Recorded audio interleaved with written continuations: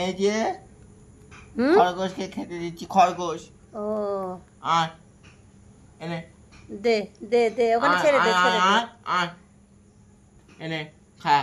হয়তো খাচ্ছে, আরো দে, যা আছে সব দিয়ে দে, সারা রাত খাবে। টমেটো আছে তোমার এরপরে? হ্যাঁ টমেটোই দিবি, টমেটো খা। আর সিদ্ধার্থ খরগোশকে খেতে দিচ্ছে। এখন তো রাত, ঘাস কাটা যাবে না, তাই এটা দিয়ে দাও। হ্যাঁ দাও। পটল আর টমেটো ছিল, তাই দেয়া হচ্ছে খেতে। দে সিদ্ধু দে। খা খা। আচ্ছা ফানি, এবার দরজা দিয়ে দাও, ওরা খাক। তাহলে খেতে দিয়েছিস খরগোশকে? ভালো লাগলো? হ্যাঁ। আচ্ছা খরগোশকে বল গুড নাইট। Good night.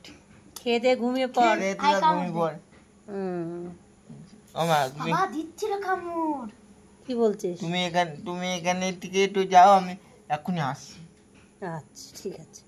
কি করবি? টমেটো পেয়েছে না, আমি একটুখানি এখানে বসি, কি করব? তুমি তো টিভিটাও বন্ধ, একটু বসে খরগোশ দেখি কি করব।